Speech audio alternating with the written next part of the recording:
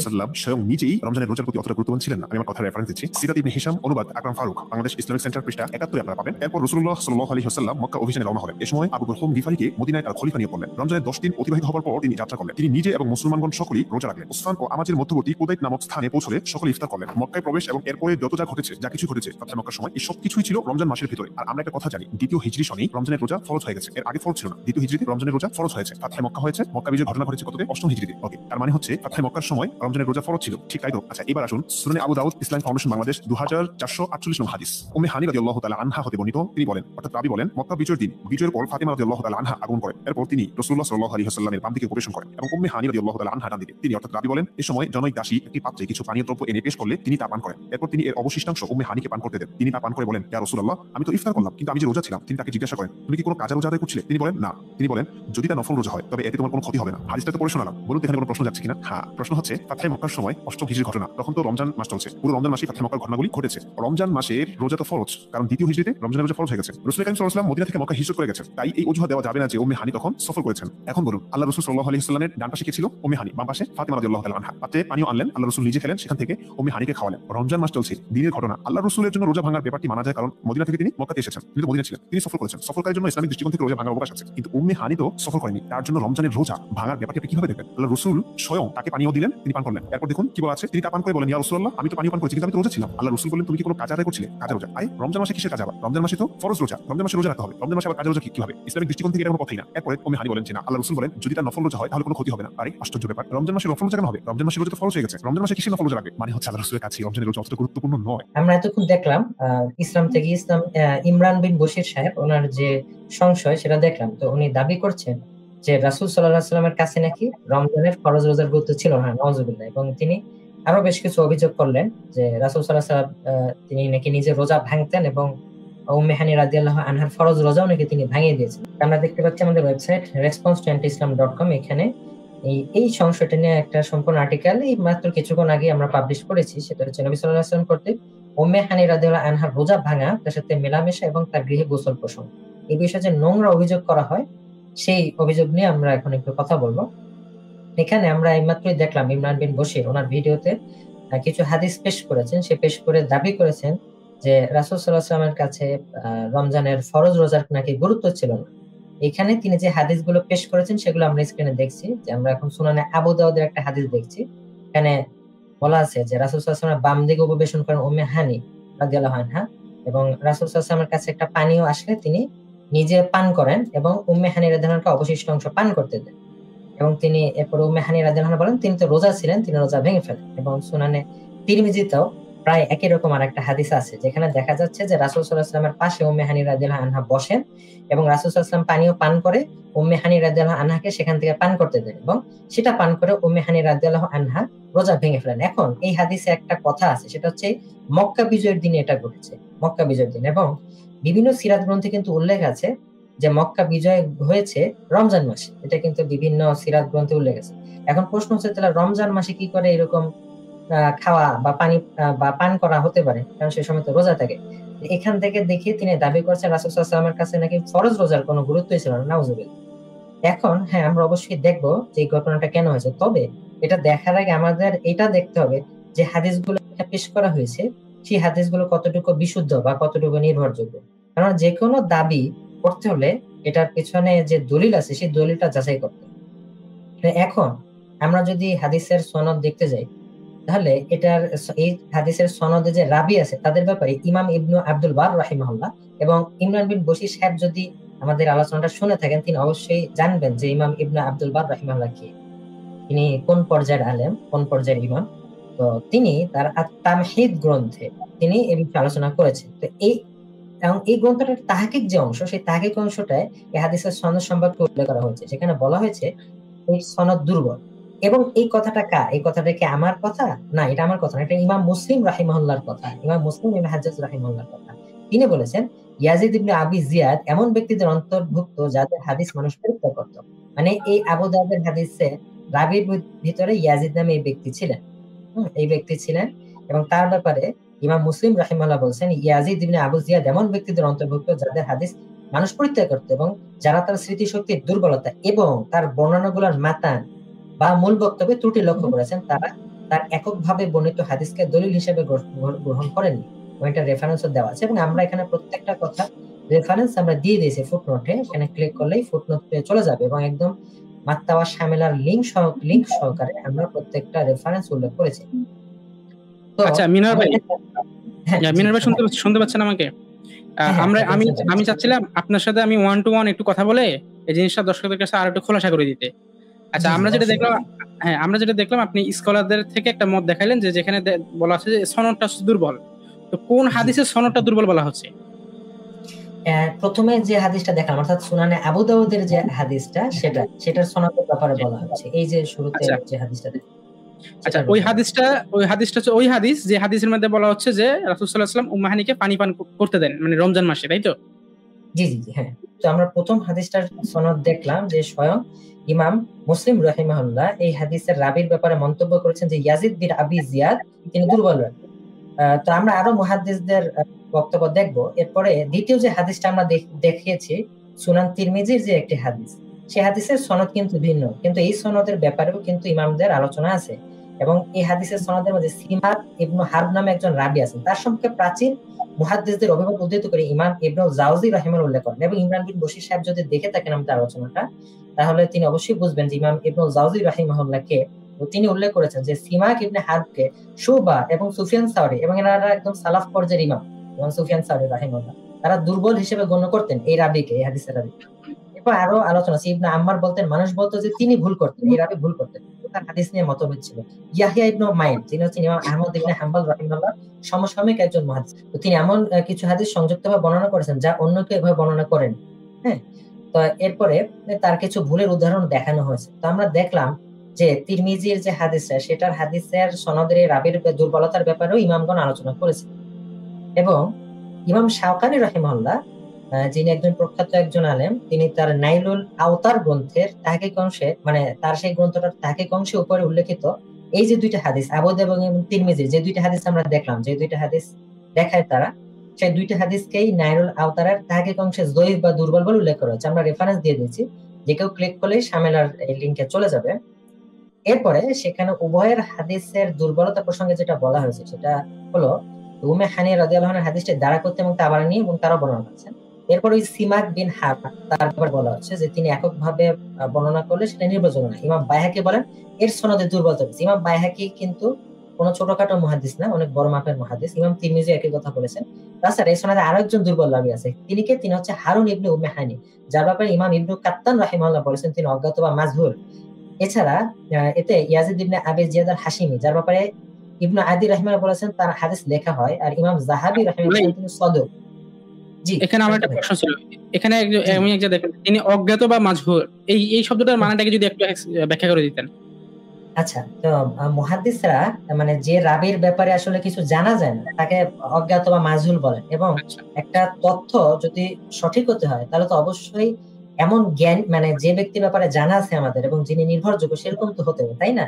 তো এই রাবি এরকম কোন নির্ভরযোগ্য ব্যক্তি না। এবং আমরা যদি বাইবেলের আলোচনা দেখি, বাইবেলের ম্যানুস্ক্রিপ্টের ব্যাপারে, তাহলে বাইবেলের বিভিন্ন স্কলার যেমন বার্ডি এরম্যান তিনি আলোচনা করেছেন যে বাইবেলের যে 4টা গসপেল আছে, 4টা গসপেল কিন্তু আননোন পিপল তারা এটা লিখেছে। যদিও বলা হয় ম্যাথিউ, মার্ক, লুক এবং জন এটা লিখেছে, কিন্তু এই বিষয়গুলো আসলে প্রমাণিত না, বরঞ্চ আননোন কিছু অথর তারা হচ্ছে বাইবেলের 4টা গসপেল তারা রচনা করেছে। কাজেই এই গসপেল গুলো নির্ভরযোগ্য না। এটা আসলে একটা ইউনিভার্সাল একটা পদ্ধতি যে অজ্ঞাত ব্যক্তিদের থেকে যদি কোনো কিছু আসে সেটাকে আসলে নির্ভরযোগ্য ধরা যায় না।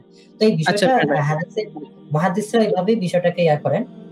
ইবনু কাত্তান তিনি উল্লেখ করেছেন যে হারুন ইবনে উম্মে হানির ব্যাপারে আসলে তিনি অজ্ঞাত বা মাজহুল, কাজেই তার বর্ণিত হাদিস আসলে নির্ভরযোগ্য হবে। তো এখানে যদি আমি একটা কথা যদি অ্যাড করি, সেটা হচ্ছে যে ধরেন বিনয় ভাই সহজ করার জন্য বিষয়টা, মানে আমরা যতটুকু জানি যে একটা হাদিস সহিহ হতে হলে ওই হাদিসের যে রাবী থাকবে তিনি সূক্ষ্ম স্মরণ শক্তি সম্পন্ন থাকতে হবে। তিনি হচ্ছে যে আপনার হচ্ছে যে তার স্মরণ শক্তি থাকতে হবে হচ্ছে যে খুব প্রখর, তিনি মিথ্যা কথা বলেন এরকম হবে না, ওই হাদিসের সাজ এবং মুআল্লাল হতে পারবে না। এই জিনিসগুলো যদি বৈশিষ্ট্যগুলো যদি ঠিকঠাক থাকে তাহলে সেই হাদিসটা সহিহ হবে, তাই তো? তো এখানে আমরা যেটা দেখতে পাচ্ছি এই হাদিসের যিনি হচ্ছে যে রাবী, মানে যিনি বর্ণনা করছেন হাদিসটা তিনি অজ্ঞাত। তার মানে ওই হাদিসটা কি সূক্ষ্ম স্মরণ শক্তি সম্পন্ন কিনা, ওই রাবী সূক্ষ্ম স্মরণ শক্তি সম্পন্ন কিনা, ওই রাবী বিশ্বস্ত কিনা জানা যায় জানে না। তার মানে ওই হাদিসটা এখানে আসলে গ্রহণযোগ্য হচ্ছে না। গ্রহণযোগ্য হচ্ছে না। হ্যাঁ, এছাড়া জি, জি। দুর্বল রাবি তো আছে। শুরুতেই সিমাক ইবনে হারব তার কথা উল্লেখ করেছে, তিনি তো এক দুর্বল রাবি নিশ্চিত। এছাড়া তাকে কেউ সদুক বলছেন, আর সদুক মানে যদিও সত্যবাদী, কিন্তু এটা হচ্ছে একটু নিম্ন শ্রেণীর রাবি। মানে যদি কোনো বর্ণনাকারীর চরিত্র গ্রহণযোগ্য হয় কিন্তু সংরক্ষণ দক্ষতায় কিছু ত্রুটি থাকে, তাহলে তিনি দ্বিতীয় স্তর নেমে যান, তাদেরকে সদুক বলা। তো কেউ কেউ তাকে সদুকও বলেছেন। তো যাই হোক, তো এই হাদিসের একটা মাতানগত দুর্বলতাও নির্ণয় করেছেন ইমাম শাওকানি। সেটা হচ্ছে যে মক্কা বিজয়ের দিন রমজান মাস, তাহলে তিনি কিভাবে কাজা বা নফল যায়, এই যে বিষয়টা ইমরান বিন বশির বলছেন, এটা আসলে হাদিসের মাতানগত ত্রুটি, যেটা এখানে উল্লেখ করা হয়েছে। এই কারণে এটা হাদিসটার মাতানে সমস্যা দেখা যাচ্ছে। আচ্ছা, একটা বিষয় আমরা এই জিনিসটা যদি একটু বুঝি মিনার ভাই, এই জিনিসটা যদি একটু বুঝি, সেটা হচ্ছে যে হাদিসের মতন বলতে বা মাতান বলতে যেটা বলছি, হাদিসের যে মূল অংশ যেটা, যে টেক্সটটা থাকে সেটা। আচ্ছা, মূল তাহলে বক্তব্য। হ্যাঁ, মূল বক্তব্য। তাহলে ওই রাবি যেই বক্তব্যটা দিয়েছেন, সেখানে আমরা যেটা দেখতে পাচ্ছি যে ওখানে আমাদের ছিল যে রাসূল সাল্লাল্লাহু আলাইহি ওয়াসাল্লাম ওখানে নফল রোজার কথা বলেছেন, কিন্তু মুহাদ্দিসরা বলতেছে এখানে যে ওই এই যে প্রেক্ষাপটটা, এই প্রেক্ষাপটটা শুধু মক্কা বিজয়ের সময়, আর মক্কা বিজয় হচ্ছে রমজান মাসে। সুতরাং রমজান মাসে যেহেতু রোজা ফরজ, সুতরাং রমজান মাসে তো নফল আসবে না। তার মানে মতনের মধ্যে এখানে একটা ভুল আছে, মানে হাদিসের সনদও ভুল আছে, মতনও ভুল আছে। মতনে ভুল আছে এবং মাতানে আরো সমস্যা আছে, যেটা আমরা দেখবো। তো ব্যাপার হচ্ছে, দেখেন একটা সাধারণ বিষয়, রমজান মাসে যে ফরজ রোজা, এইটা আসলে একজন অজ্ঞ মুসলিম যে আসলে কিছুই জানে না, সেও কিন্তু এরকম ভুল কথা বলবে না, তাই না? যে একেবারে কোনো নামাজ টামাজ পড়ে না, সে এরকম ভুল করবে। সেখানে স্বয়ং রাসূল সাল্লাল্লাহু আলাইহি ওয়াসাল্লাম কি হবে এরকম একটা ভুল ভাল কথা বলবে? এটা আসলে একটা অবাস্তব বিষয়, এটা একেবারে অবাস্তব বিষয়, এটা আসলে হওয়া সম্ভব না। এখানে আরেকটা আরো বড় মাতানে দুর্বলতা আছে, সেটা কি? সেটা আমরা দেখবো। সেটা হচ্ছে, যারা রিজাল শাস্ত্রের ইমাম, তারা কিন্তু একটা গুরুত্বপূর্ণ তথ্য উল্লেখ করেছেন উম্মে হানি রাদিয়াল্লাহু আনহার ব্যাপার। সেটা কি জানেন? সেটা হচ্ছে উম্মে হানি রাদিয়াল্লাহু আনহা তিনি ইসলাম গ্রহণ করেছেন মক্কা বিজয়ের দিন। তিনি কিন্তু এর আগে ইসলাম গ্রহণ করেন নাই। যেমন রিজাল শাস্ত্রের প্রখ্যাত ইমাম শাইখুল ইসলাম ইমাম ইবনে তাইমিয়া রাহিমাহুল্লাহর ছাত্র ইমাম শামসুদ্দিন যাহাবী রাহিমাহুল্লাহ উল্লেখ করেছেন যে তার, অর্থাৎ উম্মে হানি রাদিয়াল্লাহু আনহার ইসলাম গ্রহণে বিলম্ব হয় এবং তিনি মক্কা বিজয়ের দিন ইসলাম গ্রহণ করেন। এবং এই তথ্যটা আছে সিয়ারু আ'লামিন নুবালা এই গ্রন্থে দ্বিতীয় খণ্ডে আছে। শুধু তাই না, ইমাম ইবনে আব্দুল বার রাহিমাহুল্লাহ অনুরূপ জিনিস উল্লেখ করেছেন। তিনি উল্লেখ করেছেন যে কানা ইসলাম ও উম্মে হানি ইয়াউমাল ফাতহ, অর্থাৎ উম্মে হানি রাদিয়াল্লাহু আনহার ইসলাম গ্রহণ ছিল মক্কা বিজয়ের দিনে। এবং এটা আছে আল ইস্তিআব ফি মারিফাতিল আসহাব এই গ্রন্থের ভিতরে উল্লেখ করা হয়েছে। তাহলে এখানে একটা বিষয় দেখেন শান্ত ভাই, সেটা হচ্ছে কেউ যদি মক্কা বিজয়ের দিন ইসলাম গ্রহণ করে, তাহলে ওই দিনকে রোজা রাখা আসলে সম্ভব? কারণ দেখেন, রোজা রাখতে হলে কিন্তু ন্যূনতম কিছু প্রস্তুতির দরকার আছে, তাই না? কারণ তার আগের রাতে তাকে ইমান সহকারে তো অন্তত তার নিয়তটা থাকতে হবে এবং তাকে সেহরি খেতে হবে, তাই না? অবশ্যই ওই দিন তিনি ইসলাম গ্রহণ করছেন, ওই দিনই কি তার পক্ষে রোজা থাকা সম্ভব? আসলে সম্ভব না। থেকে বোঝা যাচ্ছে যে এখানে মাতানে খুব বড় সড় ঝামেলা আছে, এবং মাতানে এত বড় যদি ঝামেলা থাকে, তাহলে সেই হাদিস তো সহিহ প্রশ্নই ওঠে না। আচ্ছা মিনার ভাই, আমার একটা প্রশ্ন এখানে। দেখেন, আপনি তো ভাই মাদ্রাসায় পড়েন নাই কখনো, মিনার ভাই। তো দেখেন, আমিও মাদ্রাসায় পড়ি নাই কখনো, একদম কখনোই পড়ি নাই। তো দেখেন, আমরা খুব স্বাভাবিকভাবে জিনিসটা বুঝে যাচ্ছি যে এই হাদিসে যেহেতু মতনের সমস্যা আছে, তার মানে এই হাদিস নেওয়া যাবে না, এই হাদিসের সনদের সমস্যা আছে। তো আমাদের সাথে এই বিষয়গুলো তো যে ব্যক্তি মাদ্রাসায় পড়াশোনা করছে সে আরো ভালো জানার কথা, তাই না? তো আমরা যতটুকু শুনলাম, যতটুকু দেখলাম, যে ইমরান বিন বশির তিনি নাকি একজন মুফতি।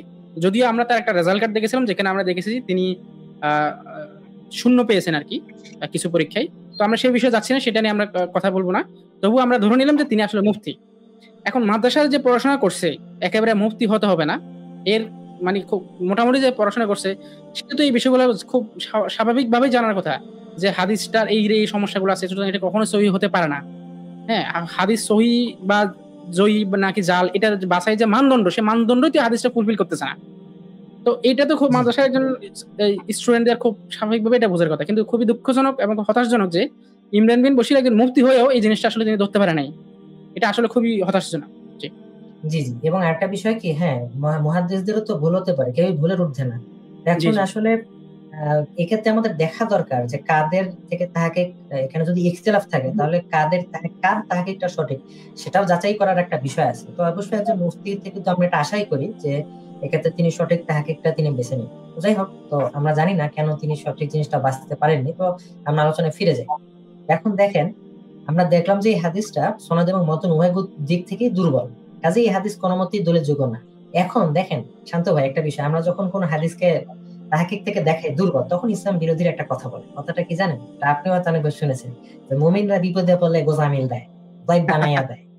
দেখেন এরকম বলে না যে তেনা পাসায় মুমিন। এবং আরেকটা বিষয় দেখেন, এই হাদিসকে এই যে ভাই এখন এখানে কমেন্ট একজন করছে, আমি কমেন্ট একটু শো করতেছি, একটু একটা রেসপন্স দিয়ে দেন তাহলে, যে হাদিস বিডিতে সহি দেখায় অথচ ইনি বিনি দুর্বল বানানো, হা হা হা হা। আচ্ছা, এই আলোচনায় আমি আসতেছিলাম। দেখেন আমার আর্টিকেলের ভিতরে এটা লিখে দিয়েছি, হাদিস বিডিতে কিন্তু শেখ আলবানী রহিমাহুল্লাহ তাহকিক দেওয়া আছে, তো এবং সেখানে এটাকে সহি বলা হয়েছে। তো এটা উল্লেখ করেছি যে ইসলাম বিরোধী এই প্রশ্ন তোলে যে হাদিস দুয়াকে তো শেখ আলবানী রহিমাহুল্লাহ সহি বলেছেন, এবং তাহকিক কিন্তু বিভিন্ন ওয়েবসাইট আছে। এর জবাবে আমরা বলবো অবশ্যই শেখ আলবানী রহিমাহুল্লাহ একজন মহান মুহাদ্দিস, নিঃসন্দেহে তিনি হাদিস শাস্ত্রে অনেক বড় একজন পণ্ডিত, কিন্তু কোন মানুষ তো ভুলের ঊর্ধ্বে না, তাই না? এবং আমরা আলোচনা দেখেছি যে স্বয়ং ইমাম মুসলিম রহিমাহুল্লাহ সহ বহু প্রাচীন মুহাদ্দিস আলোচ্য হাদিসের রাবীদের দুর্বলতার ব্যাপারে উল্লেখ করেছেন, এবং আমরা শাইখ শুআইব আরনাউত রাহিমাহুল্লাহর মতো সমকালীন শীর্ষ মুহাদ্দিসের তাহকিক দেখছি। আমি সেটা সম্ভবত তৈরি করেছি, আবার একটু আমি দেখাই। শেখ শুআইব আরনাউত রাহিমাহুল্লাহ সরাসরি হাদিসকে জয়ী করেছেন। আমরা একটু এক নজর দেখাই, এক ঝলক একটু দেখাই শেখ শুআইব আরনাউত রাহিমাহুল্লাহ। এই দেখেন, প্রখ্যাত মুহাদ্দিস শুআইব আরনাউত রাহিমাহুল্লাহ হাদিসকে সরাসরি জয়ী গণ্য করেছেন, এবং আমরা রেফারেন্স দিয়ে দিয়েছি, লিংক দিয়ে দিয়েছি, কেউ ক্লিক করলেই চলে যাবে শেখ শুআইব আরনাউত রাহিমাহুল্লাহ তাহকিক। তিনি কিন্তু শেখ আলবানী থেকে কোনো অংশে কম না, এবং তিনিও একজন শীর্ষ স্থানীয় একজন মুহাদ্দিস, এবং শেখ শুআইব আরনাউত রাহিমাহুল্লাহ হাদিসকে জয়ী বলেছেন। তো আমরা দেখেছি যে সরাসরি হাদিসের সনদ এবং মতনের সমস্যা আছে, কাজে আমরা বুঝতে পারতেছি যে এখানে কার তাহকিকটা সঠিক। কাজে আমাদের অবশ্যই উচিত সঠিক দলিলটা অনুসরণ করা, কাউকে অন্ধ অনুসরণ, অন্ধ তাকলিদ না করা, এটা আমাদের কর্তব্য। দেখেন আমরা কিন্তু একদম যুক্তি, তথ্য এবং প্রমাণ দিয়ে আমরা দেখিয়েছি যে হাদিস। আচ্ছা, আমি শেখ শুআইব আরনাউতের তাহকিকটা এক নজরে একটু দেখো, একটু জুম করে দিই। দেখেন একটু জুম করে দিই, durar.net এখানে দেখেন এই হাদিসটা দেওয়া আছে।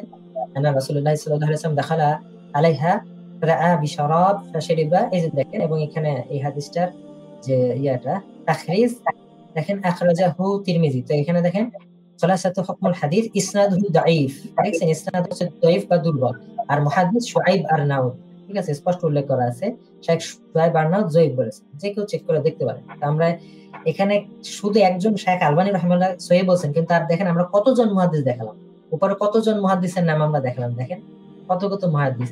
নাসাই, ইমাম নাসাই বলতেছেন সে এককভাবে বর্ণনা করে সিমাকের হাদিস সহিহ না, বাইহাকি বলতেছে, ইবনু কাত্তান বলতেছে, কতজন। ইমাম জাহাবিও তাকে সদুক বলছেন, মানে যার সত্যবাদী কিন্তু সংরক্ষণ ক্ষমতায় দুর্বলতা আছে, তাকে সদুক। কতজন মুহাদ্দিসের কথা, ইমাম সুফিয়ান সাউরি, ইমাম শুবা, তারা দুর্বল গণ্য করছেন। কতজন মুহাদ্দিস, তারা কেউ শেখ আলবানী থেকে কম না, ঠিক আছে, এতজন। তারপর শেখ শুআইব আরনাউতের তাহকিক দেখাইছে। তো এখন যদি ইসলামীদের খালি একজন শেখ আলবানীর তাহকিক দেখে, এটা আসলে কোনো মতেই আসলে গ্রহণযোগ্য না, বরঞ্চ বলবো যে যুক্তি, তথ্য, প্রমাণের সামনে পড়লেই এই নাস্তিকরা তারা বলা শুরু করে যে শেখ আলবানী কি কম জানে, আবার এটা বলবে যে শেখ আলবানীর থেকে কি এই মুমিনরা বেশি জানে, এই সক্ষু মোল্লা বেশি জানে। ব্যাপার হচ্ছে দেখেন, এখানে আমরা মানে নিজে থেকে বলি নাই, এবং আমরা এখানে মুহাদ্দিসদের থেকে কিন্তু উদ্ধৃত করেছি। এখানে আমরা নিজে থেকে শেখ আলবানীর উপরে, শান্ত আপনি একটু মিউট করেন, একটু নয়েজ আসছে। আমরা এখানে শেখ আলবানীর সাথে যে দ্বিমত করছি, সেটা আমাদের নিজেদের কথার ভিত্তিতে না, বরঞ্চ মুহাদ্দিসদের কথার ভিত্তিতে।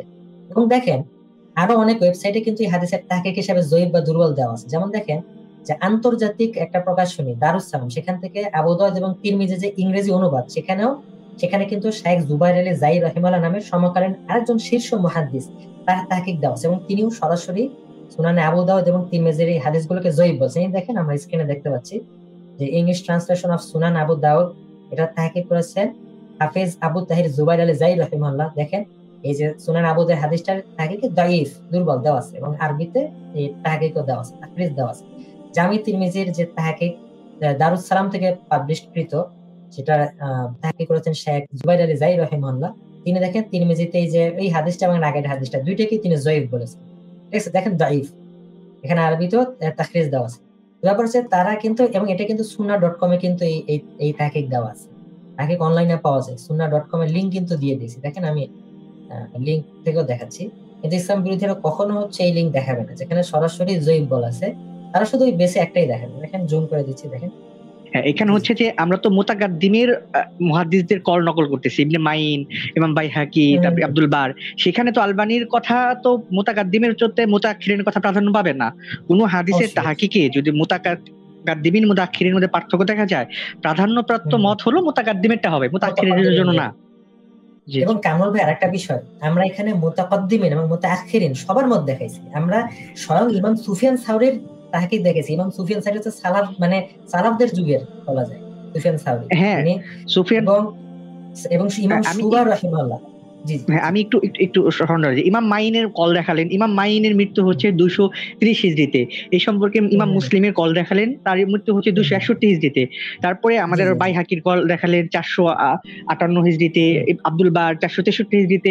ইমাম আলবানির মৃত্যু তো মাত্র কিছুদিন আগে, 1420 হিজরিতে মাত্র। জি, জি। তারও 100 বছর 1000 বছর কাছাকাছি আগে ইমাম হাদিসকে দঈফ বলে গেছেন। জি, মেন ভাই হ্যাঁ, কন্টিনিউ করেন। এবং আরেকটা বিষয় দেখেন কামরুল ভাই, শুধু তাই না, আমরা কিন্তু মুতাআখিরিন অর্থাৎ বর্তমান সময়ের মুহাদ্দিসদের তাহকিকও দেখেছি। আমরা শুআইব আরনাউত রাহিমাহুল্লাহর তাহকিক দেখেছি, তিনিও জয়ীফ বলেছেন। তারপর আমরা হ্যাঁ, শেখ জুবাইর আলী জাহির রাহিমাহুল্লাহর তাহকিক এখন দেখতেছি, যে যেটা হ্যাঁ, হচ্ছে দারুস সালামের তাহকিক। এখানে হ্যাঁ, এখানে একটা কল আমি নকল করি। ইমাম আলবানীকে যখন জিজ্ঞাসা করা হলো যে আপনার পরে কার তাহকিকের উপর আমরা ভরসা করবো হাদিস তাহকিকে, তখন আলবানী রহিমাহুল্লাহ কিন্তু শৈবার নাওতের কথা উল্লেখ করেছেন যে তার তাহকিকের উপর ভরসা করা যায় বা তার তাহকিক তোমরা দেখবে। জি জি জি, এবং আমরা তার কিন্তু আমরা দেখেছি, এই যে দেখেন এখন স্ক্রিনে দেখতে পাচ্ছি সেই হাদিসটা, এবং সেই হাদিসটার মুহাদ্দিস শুআইব আরনাউত ইসনাদুহু দাঈফ, তিনি দঈফ বা দুর্বল বলছেন। এখন আমরা স্ক্রিনে দেখতেছি sunnah.com, হ্যাঁ, সেটা থেকেও কিন্তু তারা দেখায়।